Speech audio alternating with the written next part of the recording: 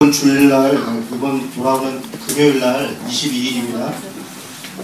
교회개혁 실천연대가 지금 10주년을 맞아서 전국을 이렇게 투어하면서 회개 부흥회를 하고 있어요. 부흥사경회를 하고 있는데, 돌아보면 교회개혁 운동이 10여 년이 지났는데 현실은 더 어려운 것 같아요. 한국교회에 대한 부족함도 더 많이 드러나고 있고요. 그래서 개혁연대가 올해 10주년 기념 행사로 가장 먼저 선정한 게 기도해야 된다, 물론 회개해야 된다. 이것이 개혁연대에 계신 분들의 결의였습니다. 그리고 서울을 시작으로 해서 지금 전국으로 여러 지역에 다니면서 집회를 하고 있는데요. 22일 날 인천 회개와 갱신을 위한 부흥회를 저희 교회에서 하기로 했습니다. 22일 금요일인데요. 8시부터 아마 한 10시 정도까지 하게 될 것 같습니다. 오세택 목사님이라고 드레교회 목사님이시기도 하고요. 개혁연대 공동대표시기도 한데 그분이 오셔서 말씀을 전하고 우리 같이 기도하는 시간을 가질 겁니다. 저희 교회에서 하기도 하고 또 특별히 지금 우리 한국교회를 바라볼 때 정말 우리가 기도하는 것 외에 참 뭘 더 할 수 있을까 이런 정도로 좀 절망스러운 게 많이 있습니다. 그래서 가급적 시간을 좀 내서 금요일날은 좀 같이 참여해서 함께 기도하고 함께 회개하고 그런 시간을 좀 가지면 좋겠습니다. 그래서 금요일날입니다. 이번 주 금요일 8시 좀 부탁을 드립니다. 오늘 말씀을 나누도록 하겠습니다. 여러분 우리 데살로니가 전서 말씀을 오늘 전체로 좀 살펴보려고 하는데요. 데살로니카라고 하는 그 지역은 이 데살로니카라는 말 자체가 살로니카, 그러니까 이 대는 더입니다. 더 살로니카인데 대는 정관사 같은 거고요. 살로니카라고 하는 지역인데 살로니카라는 말이 이 알렉산더 대왕, 알렉산더 황제 여러분 아시죠? 그 알렉산더 황제 누이의 이름이 살로니카입니다. 그러니까 이 데살로니카라고 하는 지역은 알렉산더의 누이의 누이가 그 여자 그분을 기려서 만든 도시의 이름입니다. 우리가 뭐 안디옥 그러면 안디오코스, 이 안디오코스 왕을 이름을 본따서 만든 겁니다. 빌립보는 필리포스인데요. 이건 헤롯 왕의 아버지가 필리포스입니다. 그래서 그 사람의 이름을 따서 지은 도시가 빌립보. 그러니까 원래는 필리포스죠. 그렇게 성경의 지명들이 당시 시대의 사람들의 이름을 썼는데요.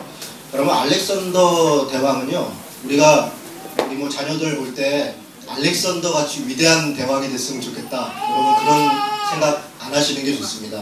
여러분 알렉산더는 20살에 왕이 됐는데요. 33살에 죽었습니다. 무려 이게 13년 정도 사는 동안에 12년을 전쟁터에서 보낸 왕입니다. 왕이 되자마자 21살에 세계 제패를 꿈꾸고서 전쟁에 나가가지고 그 길로 한 번도 고향에 돌아오지 않았고요. 계속 그 마게도냐를 시작으로 해서 전쟁을 거듭하다가 인도의 인더스 강가에서 어떻게 죽었냐면 향토병으로 죽었습니다. 자기 고향을 그리워하면서 다른 이런저런 병이 들어서 그 인더스 강가에서 죽은 왕이 알렉산더 대왕입니다.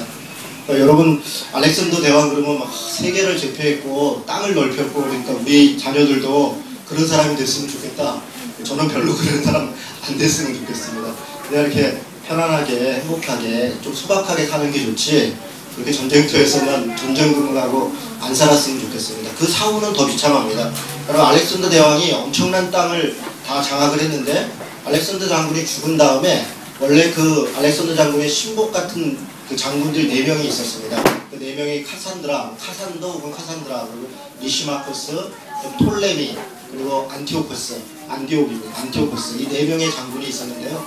이게 뭐 세계사에 다 나오는 얘기입니다. 근데 이 세계사에 나오는 이야기들이 사실은 이 다니엘서의 배경이 바로 이 얘기입니다. 다니엘서를 읽다 보면 뭐 넷불 나오고 뭐 큰 불 나오고 이런 일들이 있는데요. 이게 알렉산더 대왕의 그 시대의 이야기를 다룬 게 다니엘서의 내용입니다. 알렉산더 장군이 죽은 다음에 이 4명의 장군은 자기들끼리 전쟁을 시작합니다. 그리고 서로 알렉산더 대왕이 그 만든 땅을 차지하기 위해서 전쟁을 하죠. 몇 년의 전쟁 후에 땅을 분할해서 갔습니다. 본토인 마게도니아 지역은 카산더라고 하는 장군이 장악을 하는데요. 카산더의 부인이 살로니카입니다. 그 카산더의 부인이 살로니카이고 그 카산더 혹은 카산드로 이 장군이 그 살로니카라는 그 데살로니카라고 하는 큰 항구 도시를 만들고 그걸 중심으로 해서 새로운 나라를 만들어가는 것, 그게 또 한 나라이고요. 리시마코스라고 하는 사람은 소아시아 지역 일대를 장악을 하고요. 우리가 세계사 속에서 많이 나오는 프톨레미 왕조니 뭐 셀주크스 왕조니 이런 거는 이 이스라엘 그 팔레스타인 땅을 중심으로 해서 그 윗지역은 셀주크 왕국, 원래는 안티오코스라는 사람이 장악을 했었는데 뭐 여차저차해서 셀주크라는 사람이 그 장악을 합니다. 그게 셀주크 왕조입니다. 그리고 이 톨레미라고 하는 사람은 이집트 땅을 장악을 합니다. 그래서 거기가 프톨레미 왕조. 나중에 이 프톨레미 왕조와 이 셀주크 왕조는 뭐 계속적인 전쟁을 하고요. 그 전쟁의 내용이 신구약 중간사의 내용입니다. 그러니까 위에 있는 메소포타미아 지역을 장악하는 셀주크 왕조와 저 이집트 당시에 뭐 양대 제국이죠. 이 제국이 서로 전쟁을 하는데 그 사이에 끼어있는 나라가 이스라엘입니다. 그래서 전쟁을 하려면 밑으로 이집트 쪽으로 내려오다가 이스라엘을 지나오고 또 이집트 쪽에서 저 위에 메소포타미아 지역으로 올라가다가 이스라엘을 지나가고 이렇게 지나가다 보니까 그 중간에 있는 나라인 이스라엘은 뭐 동네 북이죠. 그래서 지나가다가 뭐 약탈 아니면 겁탈이고 이런 겁니다. 그래서 그 신구약 중간사라고 하는 게 아주 끔찍한 이 양대 국가의 전쟁 사이에 끼어서 받는 그 엄청난 고통들이 있습니다. 여러분 이런 거 생각해보면 우리나라도 그렇습니다. 우리나라가 이 한반도가 전 세계 4대 강국의 러시아, 뭐 소련, 당시에 옛날 소련이죠. 지금은 러시아, 중국, 일본, 미국 이런 사이에 딱 껴가지고 그 나라들의 전쟁 가운데 우리는 뭐 왔다 갔다 하면서 그래서 6.25 전쟁도 있었고 지금까지도 우리가 통일되기 어려운 그런 가운데 있는 거 아닙니까? 그러니까 이스라엘 역사가 마치 그와 같습니다. 강대국 사이에 껴서 이러지도 저러지도 못하는 그런 고통들이 있었습니다. 이 데살로니카라고 하는 지역이 큰 항구 도시다 보니까 굉장히 이 항구 도시가 갖고 있는 그 특색들이 몇 가지 있죠. 물론 이렇게 경제적으로 부강하고 여러 가지로 이렇게 풍요로운 것도 사실입니다. 그런데 항구 도시다 보니까 이 사람들이 배 타고 나갔다 오면 이 뭐 파도도 높고 여러 가지 위험한 게 많잖아요. 그러니까 미신과 이런 우상 숭배가 굉장히 팽배해 있습니다. 그래서 거기에 신을 섬기고 하는 이런 종교적인 게 발달되어 있고요. 또 하나는 도덕적으로 엄청나게 타락해 있습니다. 항구 도시가 갖는 특색 중에 하나죠. 흥청망청한 도시이고 바로 그런 곳에 세워져 있는 교회, 그것이 이 데살로니카 교회입니다. 여러분 데살로니카 교회는요, 사도 바울이 2차 전도 여행을 떠났을 때 데살로니카 지역에 가서 딱 3주 정도 말씀을 전합니다. 그게 사도행전 17장의 배경인데요. 17장에 보니까 약 3주간 하나님의 말씀을 전했는데 누가 그 말씀을 받았냐면 헬라인과 귀부인들과 몇몇 사람들이 하나님의 말씀을 받고 이렇게 되어 있습니다. 그래서 그 사람들이 교회를 시작합니다. 그런데 사도 바울은 이렇게 3주 정도 복음을 전한 다음에 쫓겨서 데살로니카 지역을 도망가듯이 나옵니다. 왜냐하면 많은 사람들이 소요가 일어났어요. 데살로니카에 있는 사람들이 뭐 엉뚱한 사람이 와가지고 이상한 소리 한다. 그래가지고 뭐 저작거리에 깡패 같은 사람들 동원하고 이래서 유대인들도 쫓아와서 그래서 그가 도망간 게 나중에 아테네 지역으로 가고 더 밑에 지역으로 이렇게 도망을 가게 됩니다. 그러니까 딱 3주 정도 복음을 전했는데 그런데 놀라운 일이 벌어진 겁니다. 그 3주 정도밖에 복음을 전하지 않았고 또 대다수의 사람들이 이방 사람들 처음 복음을 접했던 사람들이 예수를 만났는데 그들이 모여서 교회를 이룬 겁니다. 그리고 약 1년 반 정도가 지났습니다. 그리고 1년 반이 지난 다음에 사도 바울은 어디로 가 있었냐면 고린도 지역에 가 있습니다. 그게 18장에 사도행전 18장 내용입니다. 고린도에 가서 1년 반 정도 18개월 정도 말씀을 전하는데 말씀을 전하는 그때에 데살로니카 교회에서 소문이 들립니다. 무슨 소문이 들리냐면 데살로니카 교회가 굉장한 핍박과 환난 가운데 처해 있다는 겁니다. 많은 사람들이 교회가 이루어져서 뭔가 이렇게 신앙생활을 하고 하는데 주위에 있는 사람들이 가만히 두지를 않는 겁니다. 그래서 핍박도 있고 환난도 있고 어려움도 있고 이런 일들이 있으니까 사도 바울이 데살로니카 교인들을 격려하고 그 어려운 가운데서도 믿음으로 어떻게 살았으면 좋겠다 이런 격려의 말을 전하기 위해서 쓴 책이 데살로니카 전후서입니다. 그런 배경을 가지고 오늘 말씀들을 좀 보려고 합니다. 그런데 이렇게 지금 제가 방금 말씀드린 것처럼 3주밖에 복음을 전하지 않았고 그리고 기껏해야 1년 반 많이 됐어야 2년도 안 된 교회입니다. 데살로니카 교회는 굉장히 어린 교회이고 이제 막 시작하는 교회인데 이런 교회를 염려해서 사도 바울이 편지를 보내는데 그 편지를 보내면서 사도 바울이 데살로니카 교회를 평가합니다. 내가 너희들을 보니 이렇더라 저렇더라 이런 소문이 있더라 저런 소문이 있더라. 그런데 그 내용이 놀랍습니다. 어떤 내용들이냐면 우리가 읽었던 말씀 잠깐 보겠습니다. 1.6절에 보니까 너희는 많은 환난 가운데서 성령의 기쁨으로 말씀을 받았다. 그러니까 환난과 핍박이 있었는데 그것을 이기고 승리했다는 게 뒤에도 뭐 그런 얘기들이 많이 나오는데요. 데살로니카 교회를 한마디로 얘기하면 환난과 핍박 속에서도 믿음으로 승리한 교회, 이렇게 한마디로 요약할 수 있습니다. 그런 교회였다. 그래서 어느 정도로 그 믿음으로 승리했냐 그러면 7절에 보니까 그러므로 너희가 마게도냐와 아가야, 그러니까 마게도냐는 위에 이 데살로니가 지역이고요. 아가야라고 하면 헬라 지역입니다. 그 온 반도 안에, 그 지역 안에 모든 믿는 자의 본이 되었다. 그러니까 데살로니가 교회가 소문이 나는데 많은 사람들이 야, 데살로니가 교회 대단하다. 거기 있는 사람들 참 믿음이 좋다더라. 이런 소문이 막 자자했다는 거예요. 그래서 8절에 보니까 주의 말씀이 너희에게로부터 마게도냐와 아가에게만 들릴 뿐 아니라 하나님을 향하는 너의 믿음의 소문이 각처에 퍼졌으므로 우리는 아무 말도 할 것이 없느니라. 여러분, 이거 굉장한 극찬 아닙니까?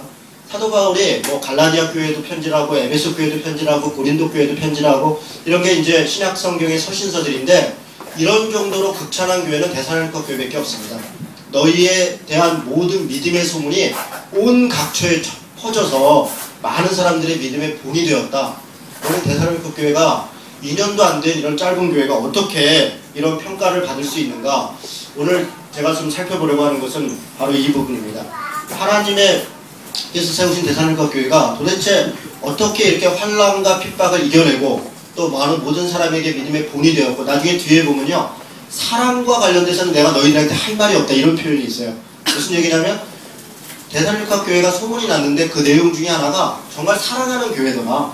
그래서 사랑에 대해서는 내가 더 이상 너희들에게 할 말이 없다. 너희들의 사랑한다는 것은 내가 이미 익히 알고 있고 많은 사람들이 알고 있다, 이렇게 얘기합니다. 그러니까 데살로니가 교회는 어떻게 보면 참 대단한 것 같아요. 여러 가지 요소들이 다 갖추고 있는데 도대체 이 교회가 어떻게 이런 소문과 이런 평가를 받을 수 있는가, 몇 가지를 좀 생각해 보려고 합니다. 여러분, 2절, 3절 말씀인데요. 먼저 우리 1장 2절 말씀 같이 한번 읽도록 하겠습니다. 같이 읽습니다. 우리가 너희의 모두로 말미암아 항상 하나님께 감사하며 기도할 때 너희를 기억함은, 거기까지만 잠깐 보겠습니다. 여러분, 이 말씀이 참 특이합니다. 이 데살로니가 교회를 얘기하면서 사도 바울이 뭐라 하냐면 우리가 너희 모두로 말미암아 항상 하나님께 감사하며 기도할 때 너희를 기억한다. 여러분, 이게 사도 바울의 태도입니다. 사도 바울이 복음을 많이 전했죠. 그 여러 교회를 세웠죠. 근데 사도 바울이 항상 복음을 전했고 교회를 세울 때마다 그의 마음 가운데는 그렇게 세운 사람들에 대한 감사함, 저들이 복음을 알고 그 어려움과 아픔 가운데서 그것을 이겨내고 한 것을 하나님 앞에 감사하는 겁니다. 그리고 그들을 위해서 끊임없이 중보하고 기도하는 것, 이게 복음을 전하는 자의 태도였고 교회 지도자들의 태도였던 겁니다. 여러분, 3장 19절 한번 볼까요? 2장 19절. 2장 19절에 보니까 사도 바울이 이런 고백을 합니다. 18절부터 그러므로 나 바울은 한 번 두 번 너희에게 가고자 하였으나 사탄이 우리를 막았도다. 우리의 소망이나 기쁨이나 자랑의 면류관이 무엇이냐? 그가 강림하실 때 우리 주 예수 앞에 너희가 아니냐? 여러분, 이게 사도 바울의 고백입니다. 지금 무슨 얘기를 하는 거냐면 내가 소망이나 기쁨이나 하나님 앞에 뭔가 자랑할 게 있다 그러면 내가 뭐 자랑할 게 아무것도 없다는 겁니다. 내 지식이나 내가 가지고 있는 물질이나 내가 가지고 있는 어떤 능력이나 뭘 한 거나 이런 것들은 자랑할 게 없는데, 내가 유일하게 자랑할 것은 바로 너희들이다. 하나님 앞에 복음을 전했고 그 복음을 전한 사람들이 하나님 앞에 든든하게 서가고 하나님의 교회를 이루어가고, 그것이 내가 하나님 앞에 내 면류관이고 내 자랑이다. 여러분, 이것이 복음을 전하는 사람의 태도였던 겁니다. 사도 바울이 이렇게 복음을 증거하고 늘 감사하고 늘 기도하고 이렇게 자기가 세웠던 교회들을 돌아봅니다. 그러면서 3절, 1장 3절입니다. 다시 돌아오겠습니다. 1장 3절 말씀 다 같이 읽습니다. 너희의 믿음의 역사와 사랑의 수고와 우리 주 예수 그리스도에 대한 소망의 인내를 우리 하나님 아버지 앞에서 끊임없이 기억하느니, 거기까지 보겠습니다. 여러분, 이 3절이 데살로니가서의 묘절입니다. 묘절이라는 건 가장 중요한 절입니다. 데살로니가 교회를 평가할 때 딱 이 세 마디로 평가할 수 있습니다. 데살로니가 교회는 믿음의 역사가 있는 교회였다. 두 번째는 사랑의 수고가 있는 교회였다. 세 번째는 소망의 인내가 있는 교회였다. 여러분, 이게 믿음과 사랑과 소망, 이거 어디서 많이 들어본 것 같지 않습니까? 어디서 들었습니까? 고린도전서죠. 고린도전서 13장에 우리 사랑에 대해서 얘기할 때 그런즉 믿음과 소망과 사랑은 항상 있을 것인데 그 중에 제일은 사랑이라, 이렇게 얘기할 때 믿음, 소망, 사랑을 얘기합니다. 뭐 어느 집에 가면요, 믿는 사람들 집에 가면 가훈, 믿음, 소망, 사랑 뭐 수도 없이 써 있습니다. 그러니까 중요하죠. 믿음과 소망과 사랑이 그만큼 중요하고, 그것은 우리 그리스도인들 개인에게도 중요하고 또 하나님의 교회에도 가장 중요한 게 믿음과 소망과 사랑인데, 그런데 믿음과 소망과 사랑이 어떻게 나타나는가? 이것이 이 표현입니다. 믿음은 역사로 나타나고, 사랑은 수고로 나타나고, 소망은 인내로 나타난다는 것입니다. 하나씩 한번 생각해 보겠습니다. 여러분, 믿음의 역사가 있다는 게 무슨 말일까요? 믿음의 역사가 있다. 믿음의 역사가 있다는 것은 믿음으로 행했다. 그러니까 역사라는 말은 일이라는 겁니다. 이게 일사자 쓰고 뭐 일하는 그 역군할 때 역자 쓰는 거거든요. 그러니까 믿음으로 행했다는 겁니다. 믿음으로 행했다. 그랬더니 어떤 믿음의 열매가 있었다. 믿음의 결과가 있었다는 겁니다. 믿음은 반드시 어떤 행함을 따르게 하고, 그 믿음의 행함은 반드시 어떤 열매를 맺게 한다는 것입니다. 그것이 믿음의 실제입니다. 여러분, 우리는 믿음과 행함을 얘기할 때 사람들은 우리가 믿음으로 구원받았고 믿음으로 예수님을 믿는데 왜 행함을 얘기하냐? 행함은 복음적이지 않은 거라고 생각합니다. 그것은 굉장한 오해입니다.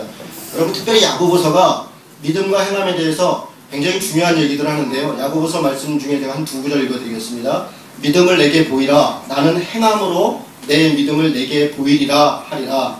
내가 보거니와 믿음이 그의 행함과 함께 일하고 행함으로 믿음이 온전하게 되었느니라. 믿음이 뭘로 온전하게 됐다고요? 행함으로 온전하게 됐다. 이게 무슨 얘기입니까? 믿음은 결국 어떤 행동을 통해서, 행위를 통해서, 어떤 결과를 통해서 증명된다는 것입니다. 내가 하나님을 믿습니다. 여러분, 우리가 다 하나님을 믿죠? 그런데 누군가가 얘기한다. 너 하나님을 믿냐? 내가 하나님을 믿어. 그런데 그것을 어떻게 알 수 있습니까? 간단합니다. 그가 어떻게 사는가를 보면 알 수 있습니다. 그가 어떻게 말하는가를 보면 그가 믿음이 있는지 없는지를 알 수 있습니다. 내가 믿음이 있다라고 하는 그 고백으로 믿음이 있는 게 아니라, 그것은 내 편에서의 얘기입니다. 나야 믿음으로 고백하고 내가 내 믿음을 이야기할 수 있죠. 그러나 다른 사람들은 어떻게 그가 믿음이 있는 줄 아냐면 그가 말하는 것, 그가 행하는 것, 그의 행함의 결과, 이런 걸 보고 너 알고 보니까 믿음이 있구나, 너 참 믿는 사람이구나, 이렇게 얘기한다는 것입니다. 여러분, 최초의 이방인 교회인 이 안디옥 교회가 그리스도인이라고 칭함을 받거든요.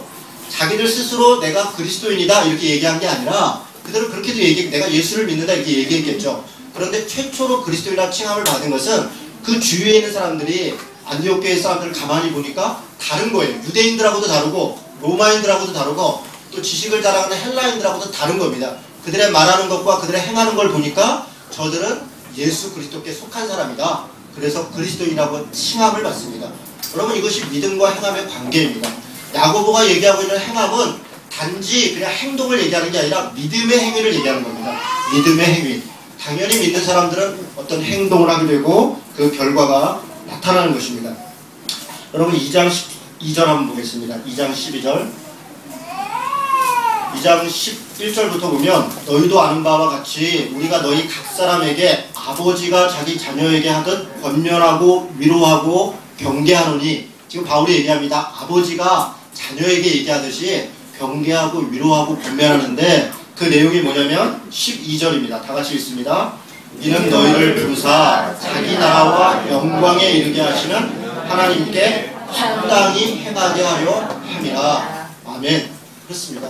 하나님께 합당하게, 구원받은 백성답게, 하나님의 자녀답게, 주님의 제자답게 합당하게 행하게 하기 위해서 너희를 권면하고 위로하고 그리고 이야기한다는 것입니다. 그러니까 결국 우리는 믿음의 역사를 이룬다는 것은 예수를 믿는다는 것을 표현하고 나타내는 것입니다. 이것이 굉장히 중요합니다. 개인적으로도 마찬가지입니다. 여러분, 한번 생각해 보십시오. 여러분의 삶 가운데 내가 믿음으로 했다라고 생각하는 게 뭐가 있습니까? 내 삶에, 예를 들면 이런 겁니다. 내가 학교를 선택할 때, 어느 고등학교를 간다던가 중학교를 간다던가 어떤 직업을 선택할 때, 내가 그것을 선택할 때 내 욕심, 내가 무엇을 이루기 위해서 그렇게 선택한 게 아니라 하나님의 나라를 위하여 하나님에 대한 믿음 때문에 그것을 선택한 적이 있습니까? 혹은 어떤 일들을 행할 때, 예를 들어 보세요. 뭐 결혼을 할 때 내가 이 사람하고 왜 결혼했나? 그냥 이 사람을 내가 왜 사랑하는가? 그 근거가 내 믿음에 있느냐는 겁니다. 여러분, 우리가 어떤 것을 선택하고 어떤 것을 판단하고 어떤 것을 행동할 때 그리스도인들에게 요구되는 것은 자신의 믿음이 근거가 되어야 된다는 거예요. 자기의 믿음의 근거, 그것을 통해서 어떤 행동을 하고 어떤 일을 하고 어떤 결과를 맺어가는 것, 그것이 믿음의 역사입니다. 여러분, 어떻습니까? 지금 일주일 동안 오늘 이후로 예배드리고 이제 교회에서 흩어집니다. 내일부터 여러분 어떤 사람입니까? 지난주 월요일서부터 이번 주 토요일까지 여러분 어떤 사람이었습니까? 교회에서만 그리스도인인 거예요. 우리가 교회에서는 너무나 상냥하죠. 그냥 오는 사람들 보면 안녕하세요, 평안하세요, 잘 지냈죠, 형제님 사랑해요, 뭐 이렇게 다 하는 거예요. 그런데 예배드리고 나가는 순간부터 우리는 신앙과 우리 삶을 완전히 아무런 관계가 없는 그냥 내게 주어진 삶에 급급해서 뭘 더 갖고 뭘 더 되고 하는 것에 연연해 살아가고 있다면, 그것을 바라보고 누가 우리를 보고 아, 저 사람 믿는 사람이구나, 믿음의 사람이구나 이렇게 평가할 수 있겠느냐는 겁니다. 여러분, 믿음의 역사라는 게 바로 그런 것입니다. 내가 지금 살고 있는 삶의 모든 일, 행함이 믿음으로부터 근거해야 된다는 겁니다. 믿음으로부터 근거해야 된다. 그것이 믿음의 역사입니다. 여러분, 데살로니가 교회가 믿음의 역사가 있는 교회였다 이렇게 평가받는 건 굉장히 중요합니다. 교인 모두가 하나님의 믿음의 말씀 가운데 기초해 있는데요. 여러분, 그 3절부터 이렇게 보면 4절부터 보면 그 믿음의 내용들이 있습니다. 먼저 한번 9절을 한번 보겠습니다. 9절. 아까 제가 말씀드렸습니다. 3주밖에 복음을 전하지 않았고 그리고 이방인들이었는데 이들이 얼마나 믿음에 굳건하게 서 있었냐면 9절에 보니까 그들이 우리에 대하여 스스로 말하기를, 그러니까 누가 말하냐면 데살로니가 교회 주변에 있는 사람들, 데살로니가 교회의 소문을 들은 사람들이 우리한테 데살로니가 교회에 대해서 말하는데 어떻게 말을 하냐면 우리가 어떻게 너희 가운데 들어갔는지와 너희가 어떻게 우상을 버리고, 그러니까 복음을 받았는데 데살로니가 교회가 그 복음을 받은 다음에 믿음의 행동들을 하기 시작해요. 그것이 뭐냐면 첫 번째로 우상을 버렸다는 겁니다. 우상을 버리고 하나님께로 돌아와서 살아계시고 참되신 하나님을 섬기는지와 또 죽은 자들 가운데 다시 살리신 그의 아들이 하늘로부터 강림하실 것을 너희가 어떻게 기다리는지를 말하노니 이는 장래의 노하심에서 우리를 건지시는 예수니라. 여러분, 이 짧은 구절 안에 사실 믿음의 모든 게 다 들어있습니다. 예수를 믿는데 예수를 믿는다는 것은 우상으로부터 돌이킨다는 겁니다. 여기 우상은 우리가 보는 어떤 돌로 만들어진 무슨 다른 신을 얘기하는 게 아니라 자기가 세상 가운데 믿었던, 하나님보다 더 믿었던 자기의 어떤 확신, 자기의 어떤 행동, 자기의 삶의 패턴, 이런 것들을 바꿨다는 겁니다. 그것이 사실 우리에게 우상입니다. 내 욕심, 내 뜻으로 살아가는 것들을 바꿨다는 것입니다. 그래서 예수를 만났으니까, 하나님을 만났으니까 그의 말씀에 순종하면서 내 우상을 버렸고, 그리고 하나님을, 예수를 믿는 그 섬김 가운데서 살아계신 하나님을 섬겼고, 그리고 그 믿음에서 주님의 재림하심을 기다리는 그런 믿음으로 살았다는 겁니다. 여러분, 대단하죠? 이 짧은 복음을 들었던 사람들이 복음의 내용의 기초가 분명합니다. 4절에는 하나님의 사랑하심을 받은 형제들아 너희들을 택하심을 아노라. 우리 복음이 너희에게 말로만 이른 것이 아니라 또한 능력과 성령과 큰 확신으로 된 것이라, 이렇게 얘기합니다. 그러니까 하나님께서 그들을 택하셨고 그리고 주의 성령의 능력으로 그들을 이끄시고 하는 것들에 대한 분명한 확신이 있었다는 것입니다. 데살로니가 교회는 큰 핍박과 환난이 있는 교회입니다. 그것을 무엇으로 이겼는가? 믿음의 역사로 이겼다. 믿음으로 이겼다. 그렇게 이야기하고 있는 겁니다. 여러분, 우리 동안공동체교회가 작년에 이제 1월에 처음 시작을 했죠. 그리고 지금까지 우리가 오면서 저는 개인적으로 하나님께서 우리 교회를 통하여서 많은 일들을 이루셨다, 믿음의 역사를 이루셨다는 것을 정말 이렇게 어떨 때는요, 이렇게 뭐랄까, 이렇게 짜릿짜릿하게 느낄 정도로 그렇게 느낄 때가 많습니다. 하나님이 교회를 사용하시고 이끄시고 그래서 믿음의 열매들을, 역사들을 이루시는 것입니다. 여러분, 교회는 그런 것입니다. 교회를 통해서 많은 간증이 있고 교회를 통해서 많은 역사가 있는 것, 그것이 하나님의 역사하심이 우리가 보게 되는 것입니다.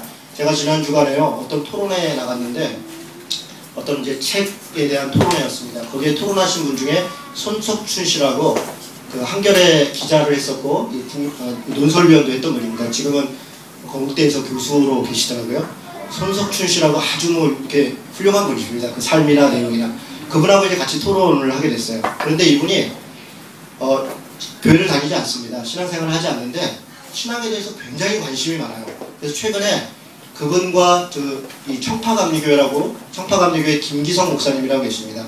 그분하고 둘이 이렇게 신앙에 대해서 서로 이렇게 편지를 주고받은 내용이 책으로 나왔습니다. 그게 기자와 목사 이야기인가 이렇게 되어 있습니다.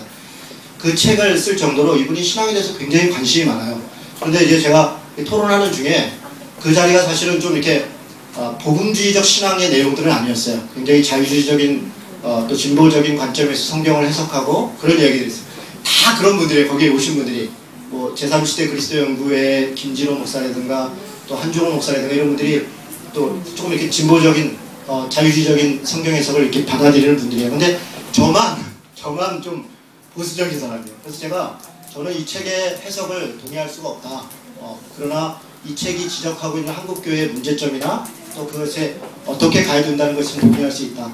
성경의 근본적 해석에 대해서는 제가 동의할 수 없지만 그러나 그 결과나 내용들은 동의할 수 있다. 이러면서 이제 대화를 시작했어요. 그때 손석수 선생님이 저한테 원래 그날 그 책을 쓴 이 서울대 종교학과 다니는 친구가 그 책을 썼는데 그 저자도 있었거든요. 근데 저한테 질문을 하는 거예요. 이준호 목사님 질문 하나 할게요. 그래서 예? 이분이 정말 궁금해서 묻는다는 거예요. 자기가 이렇게 괜히 묻는 게 아니라 정말 궁금해서 묻는데요. 그러니까 제가 성령에 대해서 이야기를 했거든요. 그러니까 성령과 일반 사회적으로 얘기하는 이 영성과 무슨 차이가 있습니까? 이게 이제 첫 번째 질문이고, 두 번째는 술을 예수님에 대해서는 술꾼이라고 했는데 예수님이 먹보와 술꾼이라는 표현이 있습니다. 예수님은 술꾼이라고 그랬는데 술에 대해서 목사님 어떻게 생각하십니까? 이렇게 묻는 거예요. 그리고 이제 주기도문에 이렇게 내가 내 죄를 사하여 준 것 같이 너희 죄를 우리 죄를 사하시며 이런 표현이 있거든요. 원래 그 죄라는 단어는 죄가 아니라 빚입니다. 빚. 내가 빚진 자를 탕감해 준 것처럼 우리 빚을 탕감해 주옵시고 이런 기도예요. 그래서 이것을 죄로 해석하는 게 적절하지 않은 게 아니냐, 이건 빚으로 탕감해야 되지 않냐, 이제 그런 질문을 했어요. 그래서 제가 이제 다 설명하기는 어렵고요. 그 중에 이제 대답을 했습니다. 특별히 성령에 대해서 성령과 우리 일반적으로 생각하는 영성과는 굉장한 차이가 있다. 저는 이제 성공회에서 엔조 대학원을 다녔는데 엔조를 공부할 때도 영성을 얘기합니다. 그럼 되게 이상하죠? 엔조 운동하거나 시민사회 운동하는 분들도 이제는 더 이상 우리가 우리의 힘으로는 이게 엔조 운동을 더 이상 끌어갈 수 없다. 그러니까 영성이 필요해. 엔조에도 영성이 필요하다 그래요. 근데 사실 그 영성은 이 어떤 그 신념이라든가 사람에 대한 배려라든가, 그러니까 사실은 인간성의 극대화입니다. 인간에 대한 배려, 뭐 이런 것들이 이제 영성인데, 물론 그런 것들이 대단히 필요하지만 성령은 신적 체험이다. 성령은 신적 체험이고, 그것은 그런 우리가 우리의 마음을 다해서 무엇을 대하는 정도가 아니라 하나님이 우리의 삶에 개입해서 우리의 이 지식이나 우리의 성품과 관계없이 우리를 선택하시고 우리를 이끄시고 그런 경험들이다. 그러면서 제가 우리 교회 얘기도 했습니다. 개척을 하면서 상당히 이런저런 일 가운데 성령이 특별히 그때 역사하시고 인도하시는 경험들을 할 때 나는 이렇게 짜릿짜릿한 그런 느낌들을 갖는다. 그것은 논리적으로 설명할 수 있는 게 아니다. 논리적으로 설명하지 못하는 그런 일들이, 우리의 지식과 우리의 실력으로는 다 감당하지 못하는 일들이, 다 설명할 수 없는 일들이 우리 개인에게도 일어나고, 그리고 우리 교회 안에도 그런 역사들이 있습니다. 그랬더니 이제 옆에 이제 박총이라는 친구가 있었어요. 이 친구는 이제 복음가상을 편집장을 했던 친구인데, 이 친구도 좀 이렇게 진보적인 성경 해설을 하는데 뭐라고 갑자기 끼어드냐면, 그 부분에 대해서는 이준호 목사님과 저도 동감합니다. 이렇게. 자기도 실험을 몇 번 했다는 거예요. 하나님이 정말 계신가 안 계신가, 혹은 정말 이 신적인 것, 하나님을 믿는다는 것이 우리가 그냥 감정적으로 상상적으로 그냥 그렇게 믿기로 해서 일어나는 게 아닌가. 자기 딴에는 이제 그 친구가 이제 캐나다에서 유학을 하고 살았는데 아이가 4명이에요. 그리고 굉장히 어려운 가운데 생활하면서 정말 어려울 때 하나님께 기도하고 간구하는 것이죠. 그럴 때 자기가 뜻하지 않은 자기의 실력과 자기의 관계 속에서는 도저히 일어날 수 없는 일들이 일어나는 거예요. 그래서 그런 일을 통해서 그런 어려움과 공경들을 벗어났던 일들을 몇 가지 얘기를 하면서 이런 것을 자기 표현으로는 이제 신적 체험입니다 이렇게 얘기하더라고요. 그러니까 손석수 씨가 굉장히 관심 있게 얘기하고 나중에 에피토를 하는데 또 옆에 앉으셔서 그런저런 것들을 물으시더라고요. 그래서 제가 거의 제 인생 스토리 비슷하게 이야기를 했던 것 같아요. 여러분, 이게 제가 왜 이런 말씀을 다시 드리냐면, 우리 각자가 마찬가지입니다. 사실 우리가 이렇게 서로 삶을 나눌 때 각자에게 역사하신 하나님의 인도하심, 우리가 믿음으로 어떤 것들을, 때로 그것은 내 지식과 이성으로 선택하는 게 아닌데 믿음으로 순종하고 그 길을 갈 때 하나님이 우리를 이끄시고 그래서 어떤 역사들이 일어나고 하는 것들을 우리 각자도 많은 열매와 경험들이 있어야 돼요. 그것이 간증입니다. 그것이, 그런 것들이 우리를 신앙생활 안에 견고하게 만듭니다. 그것이 우리를 잘하게 합니다. 교회도 마찬가지입니다. 교회도 그냥 모여서 예배드리고 흩어지고 그것으로 끝나는 것이 아니라 교회 공동체원들이 함께 수고하고 애쓰고 믿음으로 그것을 도전하고 하는 걸 통해서 그것이 이루어지고 하는 것들을 통해서 우리가 더 하나님 앞에 믿음의 확신을 가지고 더 성장하고 더 성숙해 나가는 것입니다. 데살로니가 교회가 바로 그런 교회였다는 겁니다. 3주밖에 말씀이 전해지지 않았고, 그리고 2년밖에 되지 않았지만 그들이 그 핍박과 환난과 어려움 가운데서 믿음으로 도전하고 믿음으로 손해를 감수하고 믿음으로 삶을 살아갈 때 그 믿음의 소문이 저런 어려움 가운데도 이렇게 견뎌내더라, 저런 아픔 가운데도 이렇게 순종하더라, 그런 소문이 각처에 퍼졌다는 것입니다. 저는 우리 도안공동체교회가 그런 교회 됐으면 좋겠습니다. 우리 사랑하는 성도들이 각자에게 믿음의 역사, 믿음의 간증들이 많아지는 그런 믿음의 사람들 됐으면 좋겠습니다. 우리 도안공동체교회가 그런 교회가 됐으면 참 좋겠다, 이런 생각을 합니다. 두 번째는 사랑의 수고입니다. 여러분, 믿음의 역사는 어떻게 나타나는가? 믿음의 역사는 사랑의 수고로 나타납니다. 이것이 행함입니다. 행함은 어떻게 나타나냐면 사랑으로 나타나는 것입니다. 여러분, 사랑에 대해서 어떤 분이 설교를 할 때 제가 아주 인상적인 그 이야기를 들은 적이 있습니다. 사랑은 이해하는 것이다, 이런 표현을 쓰셔요. 사랑은 상대방을 이해하는 것이다. 근데 이해라는 단어가 영어로 understand인데, 그렇죠? understand라는 거잖아요. 근데 understand라는 단어를 가만히 보면 이 두 개의 단어로 되어 있다는 거예요. under와 stand로 되어 있다는 거예요. 그러니까 자기보다 낮은 곳, 자기가 이해할 수 없는 곳에 서는 거예요. under. 내려가서 그곳에 서는 거예요. 그러니까 다른 사람의 입장이 되보는 것이죠. 고통과 아픔이 있는 사람의 입장에 서서 그렇게 생각해 보는 것이죠. 그게 사랑한다는 것입니다. 그리고 성경의 가르침은 그렇게 단지 이해하는 것에서 그치는 게 아니라 남이 나에게 대접하기를 바라는 것처럼 너희도 남을 대접하라. 이게 성경의 가르침입니다. 이해하는 것에서 그치는 게 아니라 저 사람이 나한테 이렇게 해줘야 되는데, 아니 내가 교회에 처음 왔는데 교회 처음 온 사람들은 이렇게 해야 되는 거 아니야? 아니 이 교회는 도대체 왜 이래? 아니 사람들이 좀 말이야, 좀 고통 어려운 사람이 있으면 좀 찾아가서 얘기도 좀 하고 그래야 되는 거 아니야? 아니 교회가 왜 자기네끼리, 아니 교회가 좀 지역 사람이 아픈 사람이 있으면 도와야 되는 거 아니야? 그렇게 말하는, 그렇게 내가 해야 된다는 거예요. 그렇게. 그것을 누가 해주기를 나에게 바라는 것이 아니라 그리스도인이라고 하는 사람들이 믿음의 행함을 하는 것은 사랑으로 나타나는 것이다. 여러분, 사랑은 그래서 수고입니다. 수고예요. 그냥 되는 것이 없습니다. 손해를 보는 것입니다. 사랑은 힘을 써야 되는 것이고 손해를 감수해 시간을 내야 되는 겁니다. 사랑하려면 물질을 써야 되는 것이고 시간을 내야 되는 거고, 다른 사람을 이해하려고 하는 것이고, 나와 다른 사람에 대해서 용납하려고 하는 것이고, 어떻게 용납하지 않고 이해하지 않고 손해보지 않고 어떻게 사랑할 수 있겠습니까? 여러분, 교회는 NGO가 아닙니다. 사회복지기관도 아니에요. 정치적 집단도 아닙니다. 물론 교회는 정치적 이슈에 대해서 하나님의 말씀과 어긋나는 것에 대해서 저항해야 됩니다. 그럴 때 때로 교회는 정치적일 수 있습니다. 또 교회는 이웃을 사랑하고 무엇을 돕는 일에 있어서 사회복지기관 같은 일을 합니다. 그럴 때 우리는 사회복지기관을 할 수도 있겠습니다. 또 교회는 억울하고 고통받고 하나님의 사랑과 평화와 공평과 정의가 무너지는 곳에 그것을 바로 세우는 일에 우리는 하나님의 말씀 가운데 일을 해야 될 때가 있습니다. 그런 면에서 NGO적일 수 있겠습니다. 그러나 우리가 그렇게 그런 일들을 행할 수는 있으나 그 자체가 교회는 아닙니다. 교회의 가장 본질은 사랑하는 것입니다. 사랑하는 것. 가족과 같은 것입니다. 이게 확도의 가족이죠. 그러니까 교회 안에 와서도 사랑받을 수 없다. 그렇다면 그 교회가 도대체 무슨 교회겠습니까? 그러니까 교회가 따뜻해야 된다, 사랑이 있어야 된다는 것은 사실은 뭐 구구절절 설명할 필요가 없습니다. 어떤 사람이 이곳에 들어오는 순간 우리 교회에 대한 느낌은, 야, 이곳은 참 사람들이 똑똑해, 차가워, 굉장해, 훌륭해, 이런 정도의 표현에서 그치면서는 안 됩니다. 가장 첫 번째 표현은 참 따뜻하다, 좋다, 사람들이 어떻게 저렇게 착할까, 어떻게 서로 이렇게 자꾸 도우려고 할까. 여러분, 그게 교회입니다. 교회는 빈부격차가 있는 것이 아닙니다. 부자나 가난한 사람이나 부자라고 해서 교회에 와서 목에 힘주고 가난한 사람이라고 뭐 이렇게 민망해하고, 사회적으로 높은 지위에 있다고 해서 교회에서도 여전히 높은 지위에 있고, 사회적으로 우리가 볼 때 하찮은 일을 한다 할지라도 교회에 와서 그것이 고로 되는 것은 아닙니다. 교회는 그것이 전혀 없는 것입니다. 교회는 평등한 것이고 형제인 것이고 지체인 것이고, 그래서 사랑하는 것입니다. 여러분, 사랑에 대해서 데살로니가 교회에 대해서 뭐라고 얘기하면, 아까도 말씀드린 것처럼 사랑에 대해서는 내가 너희들에게 할 말이 없다. 이게 데살로니가 교회의 평가입니다. 그런데요, 5장을 한번 보겠습니다. 5장 13절.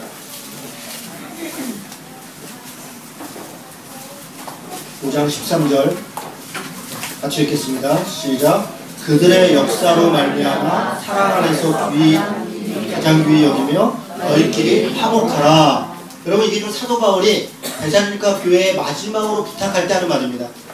그들의 역사로, 그러면 질서가 있고 교회 안에 섬기는 사람들의 그들의 수고와 일로 말미암아, 그래서 어떻게 하느냐면 사랑 안에서 가장 귀히 여기고 너희끼리 화목해라. 이런 순서가 있습니다. 먼저 교회에 지도되는 사람들이 먼저 사랑해야 된다는 것입니다.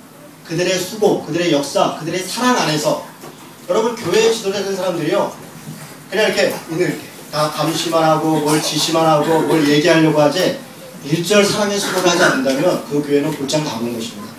목사가 되고 장로가 되고 권사가 되고 집사가 됐다는 것은 더 많은 섬김과 사랑을 하는 것입니다. 그리고 그 안에서 우리가 그 사랑을 본받아 서로 사랑하고 서로 화목하고 그것이 교회입니다. 여러분 데살로니가 교회는 엄청난 핍박과 아픔이 있었습니다. 이것을 어떻게 이겼느냐? 물론 믿음으로 이겼지만 단지 우리가 믿는다 이것을 이긴 게 아니라 서로 사랑으로 섬김으로 이긴 것입니다. 직장을 쫓겨납니다. 예수를 믿는다는 것 때문에 가족으로부터 추방당합니다. 자기가 다니고 있던 직장에서 쫓겨납니다. 핍박이 있습니다. 때로는 죽음을 당하기도 하고 고통과 아픔이 있습니다. 여러분 그것을 어떻게 이겼겠습니까?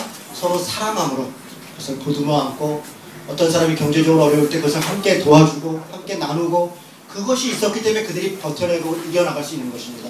사랑이 없는데 어떻게 믿음의 열매, 역사가 이루어질 수 있겠습니까? 여러분 마지막으로 생각해 볼 것은 소망의 인내입니다. 소망의 인내의 대상이 있습니다. 다시 3절을 보겠습니다. 그 대상은 우리 주 예수 그리스도에 대한 소망의 인내라 이렇게 되어 있습니다. 이것은 무슨 내용입니까? 예수 그리스도께서 다시 재림하실 것을 소망한다는 것입니다. 지금 이때 당시에 그리스도인들은 예수님이 금방 재림한다고 생각했습니다. 당연히 그랬을 것입니다. 예수님이 부활했던 것을 본 사람들입니다. 그리고 자신들이 보는 앞에서 승천한 것을 본 사람들입니다. 그래서 그들은 그렇게 부활했고 그렇게 승천한 것처럼 예수님께서 곧 임하실 것이다. 그런 기대감들이 있었습니다. 그리고 그런 소망 가운데서 그들은 자신들에게 오는 핍박과 아픔들을 서로 격려하고 사랑하면서 참고 인내했던 것입니다. 그들은 그렇게 인내할 수 있었습니다. 그리고 이 데살로니가 전서는요 가만히 여러분 읽어보시면 1장 끝머리에도 강림, 재림에 대해서 이야기하고 2장 마지막 절도 재림으로 끝나고 3장도 재림으로 끝나고 4장도 중간에 재림으로 얘기해서 5장은 첫 번째부터 재림으로 하고요 마지막 끝날 때도 재림에 대해서 얘기합니다. 그러니까 그들이 핍박과 아픔이 있는데 지금 사도 바울이 그들을 격려할 때 어떻게 하면 주님이 곧 오신다. 그러니까 너희들이 서로 사랑하고 믿음으로 참고 소망으로 인내하면서 이 어려움들을 이겨내라 이렇게 얘기합니다. 그런데 부작용이 발생합니다. 그 부작용 때문에 쓰여진 책이 데살로니가 후서입니다. 데살로니가 후서에 보면 어떤 일이 벌어지냐면 사람들이 곧 예수님이 오신다 그러니까 어떻게 하냐면 예수님 금방 오시는데 내가 뭐 열심히 살 필요가 뭐가 있어 이러는 거예요. 직장 뭐 아이고 대충 다니고 그러면 뭐 다른 사람에게 아이고 뭐 그거 뭐 대충 또 그렇게 해서 일하지도 않고 놀고 먹고 또 이 육체는 아무것도 아니다 그래서 허랑방탕하고 쾌락을 즐기고 이런 사람들이 막 생기기 시작하는 거예요. 주님이 금방 오시는데 뭐가 그거 열심히 목숨 걸고 사냐 이 불성실하게 삽니다. 그래서 데살로니가 후서가 뭐라고 얘기하면 일하지 않으면 한마디로 얘기하면 이런 겁니다. 데살로니가 후서의 말씀에는 일하지 않으면 먹지도 마라. 주님은 곧 오실 것이다. 그러나 그것이 우리가 게으르고 불성실하고 대충대충 살아가는 근거가 될 수 없다. 우리는 주님이 도적같이 언제 오실지 모른다. 그래서 어떻게 하라는 겁니까? 낮의 아들처럼 빛의 자녀들처럼. 여러분 4장을 보겠습니다. 5장 보겠습니다. 5장 4절입니다. 물론 데살로니가 후서에도 더 분명한 표현들이 있는데 이 안에도 있습니다. 자 보십시오. 형제들아 5장 4절 너희는 어둠에 있지 아니하매 그날이 도둑같이 너희에게 임하지 못하리니 너희는 다 빛의 아들들이요 낮의 아들이라 우리가 밤이나 어둠에 속하지 아니하나니 그러므로 우리는 다른 이들과 같이 자지 말고 오직 깨어 정신을 차릴지니라. 여러분 우리가 주님이 언제 오신지 모른다. 그래서 허랑방탕하게 그렇게 그냥 대충 살지 말고 빛의 아들들답게 정신 차리고 똑바로 살으라는 겁니다. 정신 차리고 똑바로 살아라. 그래서 8절에 얘기합니다. 우리는 낮에 속하였느니 정신을 차리고 믿음과 사랑의 호심령을 붙이고 구원의 소망의 투구를 써라. 11절 그러므로 피차 권면하고 서로 덕을 세우기를 너희가 하는 것 같이 하라. 무슨 얘기입니까? 성실하게 최선을 다해서 우리에게 주어진 삶을 살으라는 것입니다. 여러분 최근에 2012년에 종말이 온다 이런 얘기들 뭐 너무 많습니다. 그럼 뭐 허황된 이야기인데요. 그보다 더 허황된 것은 예수 믿는 기독교라고 하는 것들 안에 종말주의, 시한부 종말론에 빠져서 지금도 어느 교회에 모여서 자기들끼리 삶을 다 놓고 직장생활은 아무것도 아니고 그냥 이거는 밥 먹는 정도만 하면 되고 그냥 뭐 우리는 모여서 다 바치고 우리가 주님 오실 때 기다리고 복음 전하고 전도하고 그런 일에만 열심히 살아야 된다 이렇게 하시는 교회들이 있습니다. 여러분 어리석은 일입니다. 주님은 언제 오실지 모릅니다. 우리가 우리의 일을 최선을 다하고 있을 때 그때 오시는 겁니다. 낮에와 같이 반듯하게 생활하는 것입니다. 내가 해야 될 일을 감당하고 그렇게 사는 것입니다. 그것이 소망의 인내입니다. 소망의 인내를 얘기하는 것은 그냥 참고 가만히 있고 그냥 이렇게 있으라는 얘기가 아니라 그 소망 가운데서 우리에게 주어진 일, 우리에게 주어진 삶을 최선을 다해서 살아가라는 것입니다. 그것이 데살로니가 교회의 믿음의 교회라는 평가의 내용입니다. 그런 말씀을 정리하겠습니다. 저는 우리 더한공동체 교회가 또 우리 사랑하는 성도들이 데살로니가 교회의 성도들처럼 또 데살로니가 교회와 같았으면 좋겠습니다. 믿음의 역사가 있는 교회, 사랑의 수고가 있는 교회, 소망의 인내가 있는 교회, 그리고 이것을 통해서 서로 사랑하고 서로 인내하고 서로 격려하고 함께 가고 그렇게 하는 교회. 그래서 믿음의 소문이 도처에 퍼져서 많은 사람들이 우리도 저런 교회를 했으면 좋겠다, 나도 저렇게 살면 좋겠다, 내가 주님 오실 때까지 저런 믿음으로 살면 좋겠다, 그런 믿음의 사람들로 서고 그런 믿음의 교회로 서면 좋겠습니다. 우리가 그런 교회 되기 위해서 기도하고 최선을 다하고 믿음으로 하나님께 기도하면서 나아가는 그런 성도 교회 되기를 주님의 이름으로 축원합니다. 네, 같이 한번 기도하겠습니다.